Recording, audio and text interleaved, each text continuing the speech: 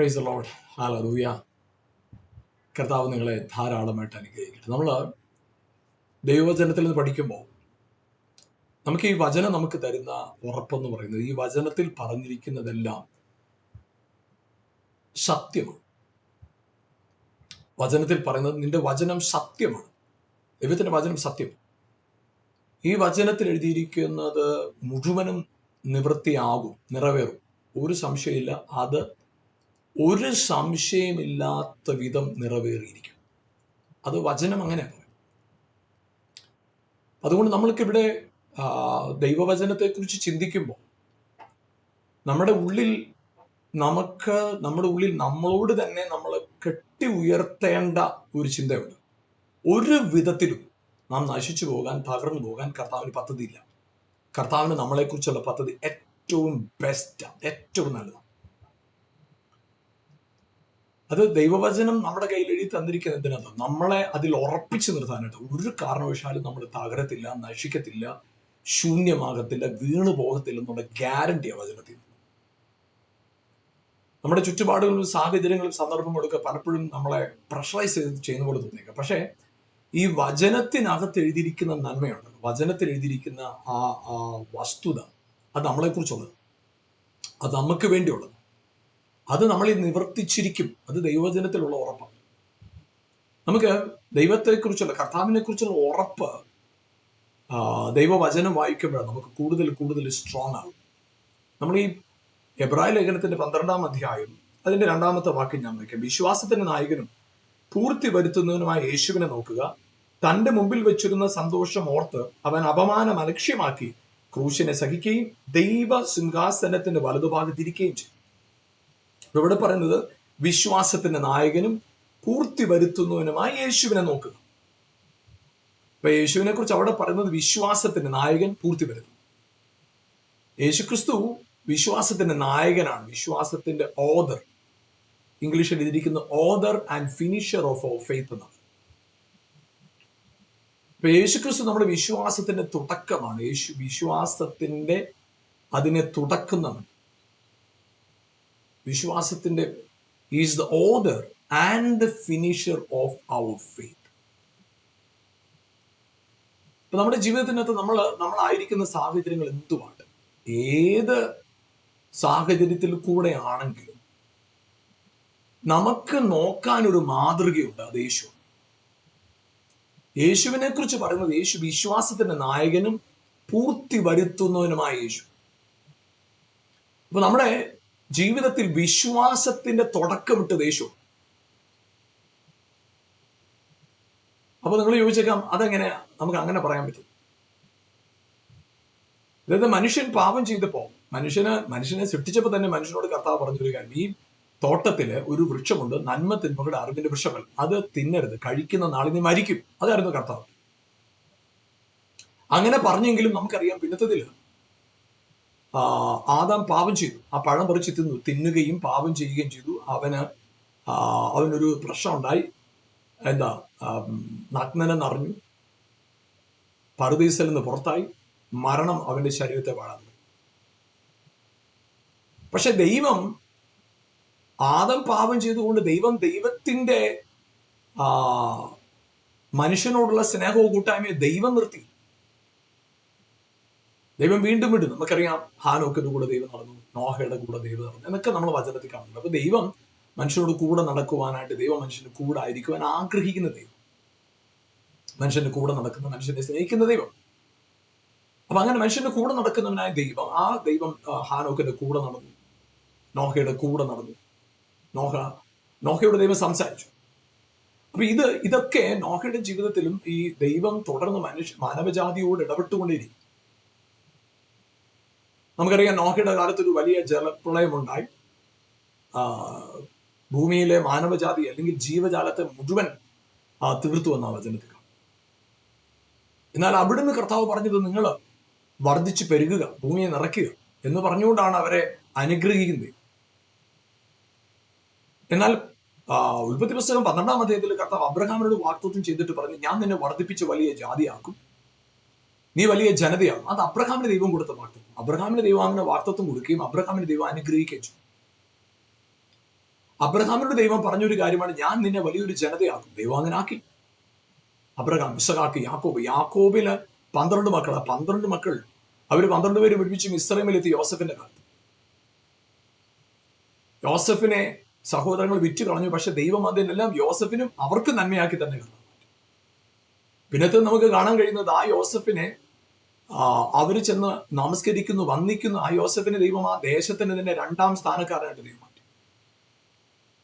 അങ്ങനെ ആ 2nd പൊസിഷനിലേക്ക് ആയി തീർന്ന യോസഫ് പിന്നത്തെ നമുക്ക് കാണാൻ കഴിയുന്ന ഒരു കാര്യം, ആ യോസഫ് മുഖാന്തരം ആ സഹോദരങ്ങൾ മുഴുവൻ അവിടെ എത്തി. യാക്കോബ് ഉൾപ്പെടെ അവിടെ എത്തി. അവരവിടെ എത്തി ആ ദേശത്ത് അവർ വാഴുന്ന ഒരു കാലം, അവർ സ്വസ്ഥമായിട്ട് ജീവിക്കുന്ന ഒരു കാലത്ത് യോസഫിന്റെ മരണശേഷം, യോസഫിന്റെ കാലശേഷം ഏകദേശം 430 വർഷത്തോളം അവരോട് വസിച്ചു. ആ 430 വർഷം കൊണ്ട് അവർ ആ ദേശത്തെ വലിയ ശക്തിയായിട്ട് തന്നെ അവർ വളർന്നു. അങ്ങനെ വലിയ ശക്തിയായിട്ട് വളർന്നവരായ അവർ, അതിനെക്കുറിച്ച് നമ്മൾ കാണുമ്പോൾ നമുക്ക് മനസ്സിലാക്കാൻ സാധിക്കുന്ന ഒരു കാര്യം, അങ്ങനെ വളർന്നവരായ ആ ജനം, അവരുടെ ജീവിതത്തെ നമുക്ക് കാണാൻ കഴിയുന്നത് അടിമത്വത്തിൽ നിന്ന് പുറപ്പെടുന്ന ഒരു അവസ്ഥ ദൈവം തന്നെ കൊണ്ടുവന്നു, അല്ലെ? അവർക്ക് പുറത്തു വരാനുള്ള സാഹചര്യം കൊണ്ടുവന്നു. കാരണം അവർക്കൊരു നേതാവില്ല, എങ്ങനെയാണ് കാര്യങ്ങൾ ചെയ്യേണ്ടതെന്ന് അവർക്ക് അറിയത്തില്ല. അത്രത്തോളം ഭയത്തിലും അടിമത്വത്തിലും കിടക്കും ജനം. എന്നാൽ അവർക്ക് വേണ്ടി ദൈവം മോശ എന്നൊരു നേതാവിനെ കർത്താവ് എഴുന്നേൽപ്പിച്ചു. ഹോരേബിൽ വെളിപ്പെട്ട ആ ദൈവദർശനം നമുക്കറിയാം. ആ ദർശനം നമ്മൾ നല്ലപോലെ കാണുമ്പോൾ അവനെ മോശ മടുത്തുപോയിരുന്നത് ഇനി അങ്ങോട്ടില്ല എന്ന് അത്രത്തോളം. കാരണം അവന്റെ സഹോദരങ്ങൾ തന്നെ അവന് ചോദ്യം ചെയ്യുന്ന ഒരു സാഹചര്യമുണ്ട്, ഭീതിയുള്ള ഒരു സാഹചര്യമുണ്ട്. ഇനി തിരിച്ചില്ല എന്നവൻ തീരുമാനിച്ചു. അങ്ങനെ തിരികെ ഇല്ല എന്ന തീരുമാനത്തോടുകൂടെ അവന് അവിടെ ആയിരുന്നപ്പോൾ ദൈവത്തിന്റെ ഇടപെടിയിൽ, ആ മുൾപ്പടർപ്പിൽ പ്രത്യക്ഷനായ ദൈവം അവനോട് സംസാരിക്കുകയും അവനോട് സംസാരിച്ചവനായ ദൈവം ആ ഒരു മീറ്റിംഗ് മോശയെ തിരിച്ച് മിസ്രൈമിലേക്ക് കൊണ്ടുവരാനുള്ള ഒരു കാരണമായിട്ട്. അങ്ങനെ മോശ മിസ്രൈമിലെത്തിയപ്പോ മിസ്രൈമിലെ സാഹചര്യങ്ങൾ എന്ന് പറയുന്നത് വളരെ പരിതാപകരം. നമുക്കറിയാം, മോശയുടെ കാലത്ത് ഈ ജനം വളരെയേറെ പ്രയാസം അനുഭവിക്കുന്ന ഒരു കാലത്താണ് മോശ ജനിക്കുന്നത്. കാരണം അവിടുത്തെ ആൺപ്രജകളെല്ലാം എറിഞ്ഞു കൊന്നുകളയണം. എത്ര കഠിനമായ ഒരു നിയമം. ആ ഒരു കാലഘട്ടത്തിലാണ് മോശ ജനിക്കുന്നത്. അങ്ങനെ ജനിച്ചവനായ മോശ പിന്നത്തെ നമ്മൾ കാണാൻ സാധിക്കുന്നത് മോശയുടെ ജീവിതത്തിനകത്ത് മോശയുടെ വളർച്ച. ആ ദേശത്തില് ചിന്തിച്ചു നോക്കുക, ആ രാജാവിന്റെ മകളുടെ മകൻ എന്ന വലിയ പദവിയിലാണ് മോശ വളർന്നത്.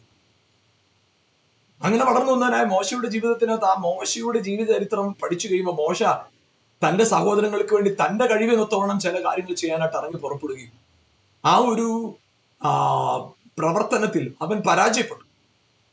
ആ ഒരു കാര്യത്തിൽ അവൻ പരാജയപ്പെടുകയും പിന്നത്തെ നമുക്ക് കാണാൻ സാധിക്കുന്ന ഒരു കാര്യം, ഒരു വിധത്തിൽ മുന്നോട്ട് പോകാൻ കഴിയാത്ത ആ നിലയിലായപ്പോൾ അവനോട് ഓടി രക്ഷപ്പെട്ടു. മിദ്യാനിൽ ചെന്ന് ആട് മേയ്ക്കുന്നവനായിട്ട് അവനോടായിരിക്കും. ഒരു കാരണമുള്ള സാഹചര്യമല്ല, പക്ഷെ ആട് മേയ്ക്കുന്നവനായിട്ട്, പുരോഹിതന്റെ ആടുകളെ മേയ്ക്കുന്നവനായിട്ട് അവിടെ തീർന്നു. പിന്നെ നമുക്ക് കാണാൻ സാധിക്കുന്ന ഒരു കാര്യം, അവിടെ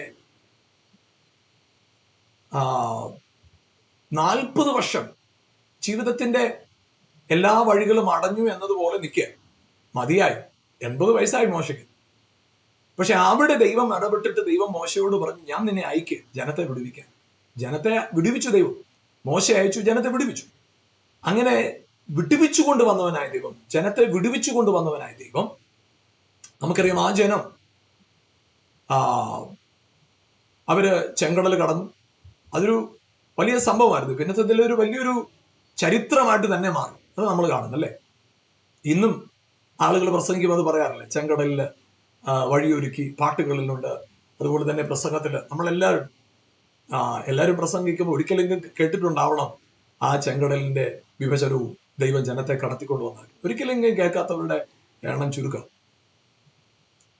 അപ്പൊ അങ്ങനെ മോശ അവിടെ നിന്ന് ജനത്തെ കൂട്ടിക്കൊണ്ടുവരികയും ജനം അങ്ങനെ മിസ്രൈമിൽ നിന്ന് പുറപ്പെട്ട് വാഗ്ദത്ത ദേശത്തേക്കുള്ള യാത്ര മധ്യേ ദൈവം സീനായ് മലയിൽ വെച്ച് അവർക്ക് ഉടമ്പടി. അവരുമായിട്ട് ഉടമ്പടി ചെയ്തിട്ട് അവർക്ക് കർത്താവ് നിയമങ്ങളെ കൊടുത്തിട്ട് കർത്താവ് പറഞ്ഞൊരു കാര്യമാണ്, ഞാൻ ജീവനും മരണവും നിങ്ങളുടെ മുമ്പിൽ വെക്കുക. അവിടെ നമുക്കത് വളരെ വ്യക്തമായിട്ട് കാണാൻ സാധിക്കും. ആവർത്തന പുസ്തകത്തില് അത് വളരെ വ്യക്തമായിട്ട് അവിടെ എഴുതിയിട്ടുണ്ട്. ജീവനും മരണവും നിങ്ങളുടെ മുമ്പിൽ വെക്കുകയാണ്, നിങ്ങൾ എന്ത് തെരഞ്ഞെടുക്കുന്നു. ആവർത്തന പുസ്തകം 29-ാം അധ്യായത്തിന്റെ 19-ാം വാക്യവും 20-ാം വാക്യവും. ആവർത്തനം 29-ന്റെ 19-20. അവിടെ ജീവനും മരണവും ശാപവും അനുഗ്രഹവും നിന്റെ മുമ്പിൽ വെക്കുക. അപ്പൊ ജീവനോട് ഇരിക്കേണ്ടതിന്, ദീർഘായുസ് ഉണ്ടാകേണ്ടതിന് ജീവനെ തെരഞ്ഞെടുക്കുക എന്ന് തന്നെ ദൈവം തന്നെ പറയുന്നു. അപ്പൊ ആ പ്രമാണങ്ങളെ കൊടുത്തിട്ട് കർത്താവ് പറഞ്ഞു, ഇത് ചെയ്യുന്നവൻ ഇതിനാൽ ജീവിക്കും, ഇത് ചെയ്യുന്നവൻ ഇതിനാൽ ജീവിക്കും.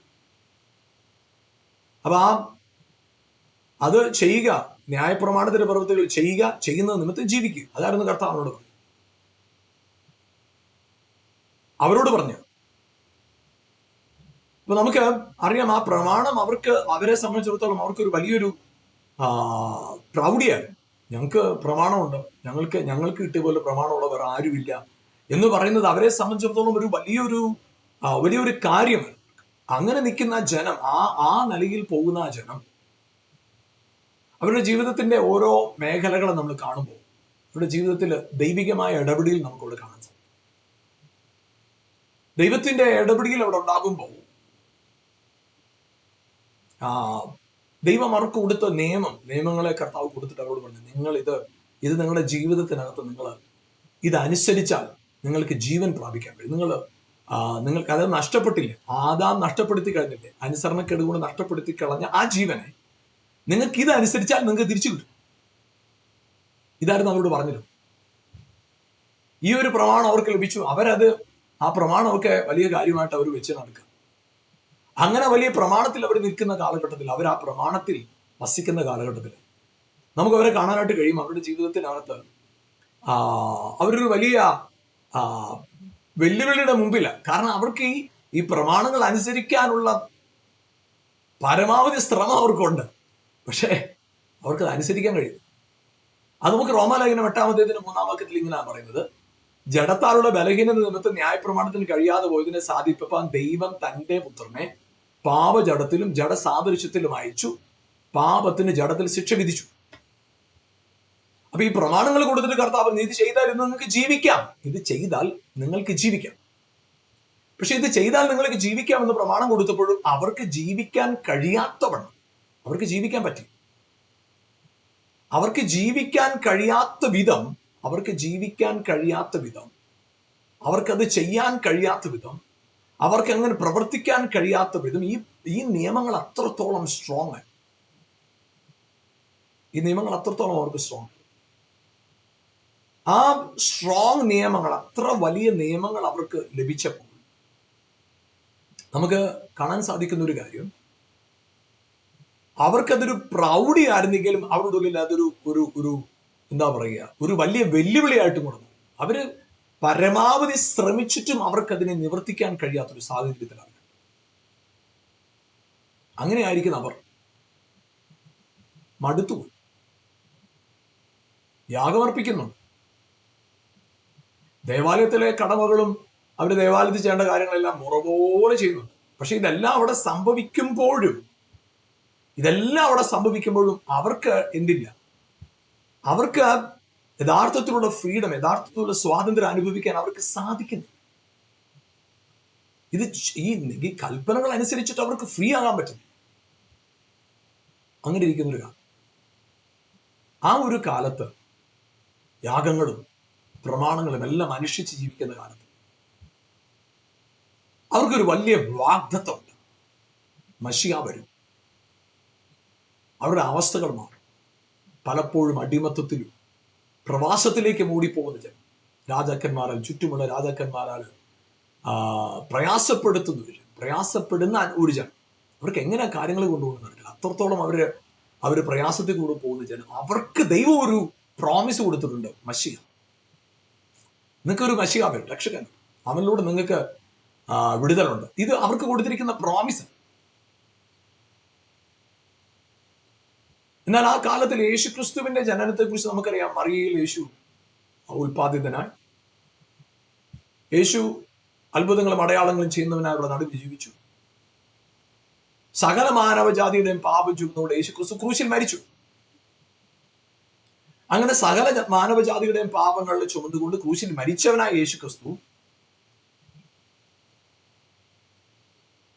യേശുക്രിസ്തു പുനരുത്ഥാനം ചെയ്തത് ഒരു മതം സ്ഥാപിച്ചുകൊണ്ടല്ല, അല്ലെങ്കിൽ യേശുക്രിസ്തു ക്രൂശിൽ മരിച്ചത് ഒരു മതം സ്ഥാപിക്കാൻ വേണ്ടിയല്ല. യേശുക്രിസ്തു ക്രൂശിൽ മരിച്ചത് ദൈവവും മനുഷ്യനും തമ്മിലുള്ള ബന്ധത്തെ സ്ഥാപിക്കാൻ വേണ്ടി. യേശുക്രിസ്തുവിന്റെ പുനരുത്ഥാനം പാപത്തിൽ കിടക്കുന്ന ജനത്തെ നീതീകരിക്കാനാണ്, നീതിമാന്മാരാക്കാനാണ്. യേശുവിന്റെ ക്രൂശിലെ മരണ പുനരുത്ഥാനത്തിലൂടെ നമുക്ക് എല്ലാവർക്കും ഒരു ഹോപ്പാണ്. സകല മാനവജാതിക്ക് ലോകത്തിന്റെ പാപത്തെ ചുമന്നു നിൽക്കുന്ന ദൈവത്തിന്റെ കുഞ്ഞാടെന്നാണ് യേശുവിനെ കുറിച്ച് പറയുന്നത്. ലോകത്തിന്റെ പാപത്തെ ചുമന്നു നിൽക്കുന്ന ദൈവത്തിന്റെ, അവനെ കൈക്കൊണ്ട് അവന്റെ നാമത്തിൽ വിശ്വസിക്കുന്ന ഏവർക്ക് ദൈവ മക്കളാകാൻ അധികാരം നൽകി എന്ന് വചനത്തിൽ പറയുമ്പോൾ ഏവർക്കും എന്നവിടെ പറയും. തന്റെ ഏകജാതനായ പുത്രനിൽ വിശ്വസിക്കുന്ന ഏവനെ നശിച്ചു പോകാതെ നിത്യജീവൻ പ്രാപിക്കുന്നതിന് ദൈവം യേശുവിനെ നൽകുവാന്നൊക്കെ ലോകത്തെ സ്നേഹിച്ചു. അപ്പൊ ലോകത്തിന് തന്നെ ഹോപ്പാണ്. അതുകൊണ്ടാണ് യേശുവിന്റെ ജനനത്തെങ്കിൽ ഇടയന്മാർക്ക് കിട്ടിയ സന്ദേശം ഇതാണ്: സർവ്വജനത്തിനും ഉണ്ടാവാനുള്ള മഹാസന്തോഷം ഞാൻ ഇവിടെ അറിയും. അതാണ് യേശുവിന്റെ ജനനത്തിന്റെ സന്തോഷം, സർവ്വജനത്തിനും ഉണ്ടാവാനുള്ള സന്തോഷം. അപ്പൊ ആ വലിയ സന്തോഷത്തില് യേശു അവരുടെ കൂടെ, അവരിൽ ഒരാളായിട്ട് 12 ശിഷ്യന്മാരുടെ കൂടെ, അല്ലെങ്കിൽ 5000 പുരുഷാരത്തിന്റെ കൂടെ, അവരിൽ ഒരാളായിട്ട് തന്നെയായിരുന്നു യേശു. അവരുടെ കൂടെ ഭക്ഷണം കഴിച്ചു, അവരുടെ കൂടെ നടന്നു, അവരുടെ കുഞ്ഞുങ്ങളെ തന്റെ മടിയിലിരുത്തി അവരെ അനുഗ്രഹിച്ചു, അവരുടെ ആവശ്യങ്ങളെ കണ്ടു, അവരുടെ കൂടെ സഞ്ചരിച്ചു, അവരുടെ കൂടെ ഭക്ഷണം കഴിച്ചു. അല്ലെ, നമുക്കറിയാം യോഹന്നാനെ കുറിച്ച് പറഞ്ഞത് യോഹന്നാൻ കഴിക്കാത്തവനും ഒക്കെ ആയിരുന്നു, കുടിക്കാത്തവനുമായിരുന്നു. അതുകൊണ്ട് അവന് ഭൂതം ഉണ്ടെന്ന് വരും. യേശുക്രിസ്തു കഴിക്കുന്നവനും കുടിക്കുന്നവനുമായിട്ട് വന്നു. അവരുടെ കൂടെ ഭക്ഷണം കഴിച്ചു, അവരുടെ കൂടെ വിരുന്ന് സൽക്കാരത്തിലൊക്കെ പങ്കെടുത്തു. അപ്പൊ അവിടെ യേശുവിനെ കുറിച്ച് അവർ പറയുന്നത് തീനിയും കുടീനുമായ മനുഷ്യൻ, പാപികളുടെ സ്നേഹിതൻ എന്നൊക്കെ യേശുവിനെ കുറിച്ച് അവർ പറഞ്ഞു. എന്നാൽ യേശു അത്രത്തോളം അവരുമായിട്ട് താതാത്മ്യം പ്രാപിച്ചു യേശു ജീവിച്ചു. എന്നാൽ യേശുവിന്റെ മരണത്തിലാണ് യേശു വ്യത്യസ്തനായത്. യേശുവിന്റെ മരണത്തിൽ യേശു ക്രൂശിൽ 2 കള്ളന്മാരെ മതി യേശു മരിക്കുമ്പോൾ യേശു പറഞ്ഞു, എന്റെ ആത്മാവിനെ നിന്റെ കയ്യിൽ ഏൽപ്പിക്കുന്നു. അങ്ങനെ യേശു തന്റെ ആത്മാവിനെ പിതാവിന്റെ കരങ്ങൾ ഏൽപ്പിച്ചു കൊടുത്തിട്ട് യേശു മരിച്ചു. അങ്ങനെ മരിച്ചവനായ യേശുക്രിസ്തുവിനെ നമ്മൾ ഭിന്നത്തിൽ കാണുന്നത്, ആ കർത്താവിനെ, ആ യേശുവിനെ നമ്മൾ പിന്നെ നമുക്ക് കാണാൻ കഴിയുന്ന ഒരു കാര്യം, മരണത്തെയും പാപത്തെയും എല്ലാം ജയിച്ച് ഉയർത്തെഴുന്നിട്ട് അവര് 3-ാം ദിവസം അവര് സുഗന്ധദ്രവ്യവും ഒക്കെ ആയിട്ട് യേശുവിന്റെ കല്ലറയ്ക്കൽ, യേശുവിന്റെ ശരീരത്തിൽ പൂശേണ്ടതിന് അവിടെ ചെന്നപ്പം കല്ലറ തുറന്നിരിക്കുന്നു, യേശുവിനെ കാണാനില്ല. അവിടെ വലിയ ചിന്താഗതി ഉണ്ടായി. പക്ഷെ പിന്നത്തെ അവർക്ക് അവിടെ വെച്ച് തന്നെ കർത്താവ് പ്രത്യക്ഷനായി. പിന്നത്തതിൽ അവര് 500-ലധികം പുരുഷാരത്തിന് 500-ലധികം ആളുകൾക്ക് അവൻ വെളിപ്പെട്ടു എന്നാണ് വചനത്തിൽ നമ്മൾ കാണുന്നത്. അങ്ങനെ യേശു അവരുടെ കൂടെ പരസ്യ ശുശ്രൂഷ കാലത്ത് അവരുടെ കൂടെ നടന്ന സമയത്ത് യേശു പറഞ്ഞൊരു കാര്യമുണ്ട്: ഇത് പ്രവൃത്തിയുടെ കാലമല്ല, വിശ്വാസത്തിന്റെ കാലമാണ്. എന്നിൽ വിശ്വസിക്കുന്നവൻ എന്മൂലം ജീവിക്കും. എന്നിൽ വിശ്വസിക്കുന്നവൻ മരിച്ചാലും ജീവിക്കും. അപ്പൊ അവിടെ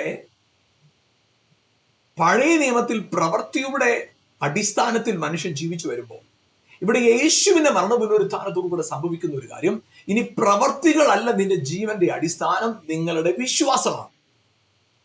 കാരണം ഇനി നിങ്ങൾ യാഗം അർപ്പിക്കുകയല്ല, യാഗത്തിൽ വിശ്വസിക്കുക. ഇനി നിങ്ങൾ ദൈവത്തിന് എന്തെങ്കിലും ദാനം അർപ്പിക്കുകയല്ല, ദാനമായവനിൽ വിശ്വസിക്കുക. ഇനി നിങ്ങൾ പാപം ക്ഷമിക്കപ്പെടാനായിട്ട് എന്തെങ്കിലും പ്രയാസമായ സാഹചര്യത്തിൽ കൂടെ കടന്നു പോവുകയല്ല, അങ്ങനെ കടന്നുപോയതിൽ വിശ്വസിക്കുക. ഇനി നിങ്ങളുടെ പാപത്തിന് പരിഹാരമുണ്ടാകട്ടെ, നിങ്ങൾ മുറിവേൽക്കുക, തകരുക എന്നതല്ല ഇവിടെ ആവശ്യം. അങ്ങനെ തകർന്നവനിൽ വിശ്വസിക്കും, നിങ്ങൾക്ക് വേണ്ടി തകർന്നവനിൽ വിശ്വസിക്കും. അപ്പൊ അവിടെ യേശുക്രിസ്തുവാണ് വിശ്വാസത്തിന്റെ നായകൻ, ഓദർ. കാരണം യേശുക്രിസ്തുവിന്റെ കാലം മുതലാണ്, യേശുവിന്റെ സമയം മുതലാണ്, യേശുവിന്റെ മരണപുനരുത്ഥാനത്തോട് കൂടെ ചേർന്നാണ് എന്താരംഭിക്കുന്നത്? വിശ്വാസത്താലുള്ള നീതീകരണം ആരംഭിക്കുക. അതിനു മുമ്പ് വിശ്വാസത്താലുള്ള നീതീകരണമല്ല, പ്രവൃത്തിയാണ്.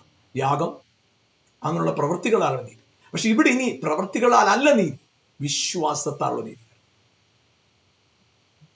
അപ്പൊ വിശ്വാസത്താൽ നീതീകരിക്കപ്പെടുന്ന ഒരു അവസ്ഥയിലേക്ക് ലോക ജനതയായി തീർന്നു യേശുക്രിസ്തുവിന്റെ മരണപുനരുത്ഥാനത്തിൽ. അപ്പൊ അതുകൊണ്ടാണ് ഇവിടെ പറയുന്നത് യേശു ആരാണ്? വിശ്വാസത്തിന്റെ നായകൻ. വിശ്വാസത്തിന്റെ നായകൻ. വിശ്വാസത്തിന്റെ നായകൻ എന്ന് പറയുമ്പോൾ എന്നാൽ അതുകൊണ്ട് തീരുന്നില്ല. വിശ്വാസത്തിന്റെ നായകനും പൂർത്തി വരുത്തുന്നവനും. അതായത് യേശുക്രിസ്തു നമ്മുടെ പാപത്തിന് വേണ്ടി മരിച്ചു. യെസ്, അവിടെയാണ് വിശ്വാസം ആരംഭിക്കുന്നത്. മരിച്ചു, പുനരുത്ഥാനം ചെയ്ത് ഇന്നും ജീവിക്കുന്നു. ആ യേശുവിലെ വിശ്വാസമാണ് നമ്മുടെ വിശ്വാസം നമ്മളെ നിലനിർത്തും. വിശ്വാസത്തിന്റെ ആധാരം അതാണ്. യേശുവിനെ കർത്താവെന്ന് ഹൃദയം കൊണ്ട് സ്വീകരിക്കുകയും യേശുവിനെ പിതാവ് ദൈവം മരിച്ചുവെന്ന് ഉയർപ്പിക്കുകയും ചെയ്തു എന്ന് വിശ്വസിക്കുകയും ചെയ്യുമ്പോഴാണ് രക്ഷിക്കപ്പെടുന്നത്. അപ്പം രക്ഷയുടെ അടിസ്ഥാനം തന്നെ എന്താണ്? യേശുവിന്റെ മരണ പുനരുത്ഥാനത്തിലുള്ള വിശ്വാസമാണ്, വേറൊന്നുമല്ല. യേശുവിന്റെ മരണത്തിലും പുനരുത്ഥാനത്തിലുമുള്ള വിശ്വാസം.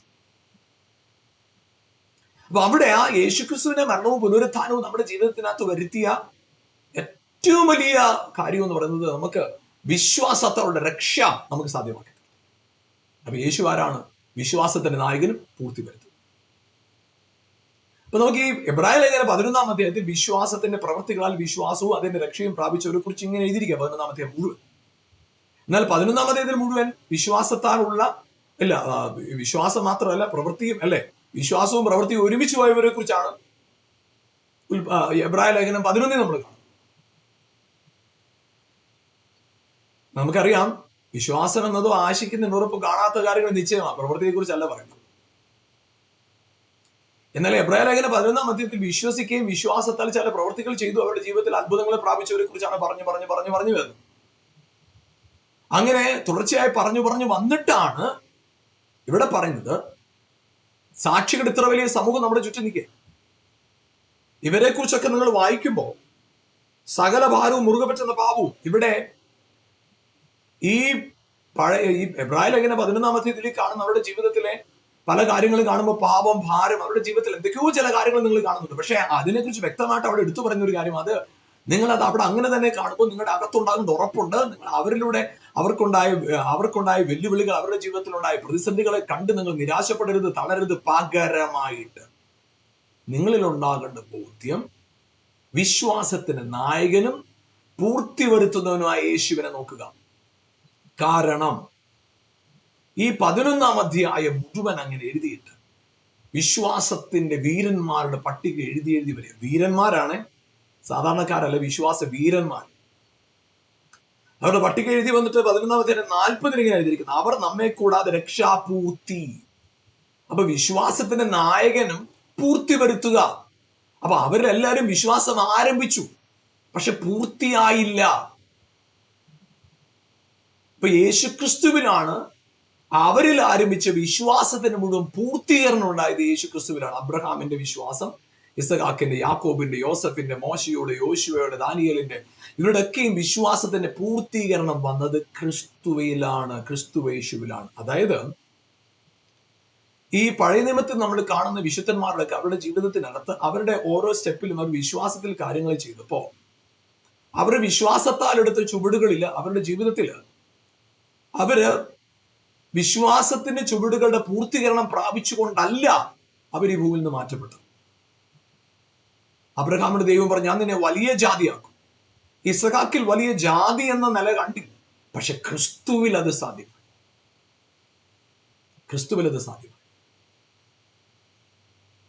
അതായത് പ്രിയപ്പെട്ടവർ, നമുക്ക് യേശുക്രിസ്തുവിലാണ് വിശ്വാസത്തിന്റെ പൂർണ്ണത.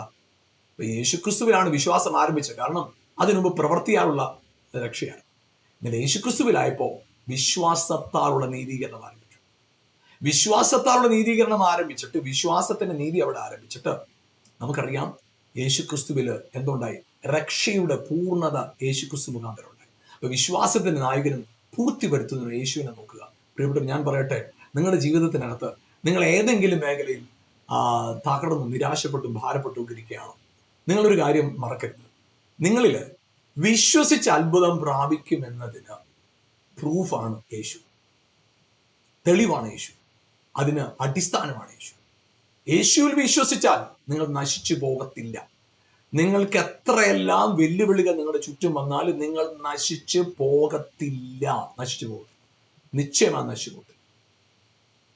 അതുകൊണ്ട് നിങ്ങളുടെ ജീവിതത്തിനകത്ത് ഏതെല്ലാം വെല്ലുവിളികളുടെ നടുവിൽ കൂടെ നിങ്ങൾ വന്നാലും ആമേൻ. നിങ്ങൾ ഒരു കാരണവശാലും ഒരു പ്രതിസന്ധിയും നിങ്ങളെ പിടിച്ചു വെക്കത്തില്ല. നിങ്ങൾക്ക് തിന്മയായി മറ്റുള്ളവർ വിചാരിക്കുന്നത് പോലും കർത്താവ് നിങ്ങൾക്ക് നന്മയാക്കി തീർക്കും.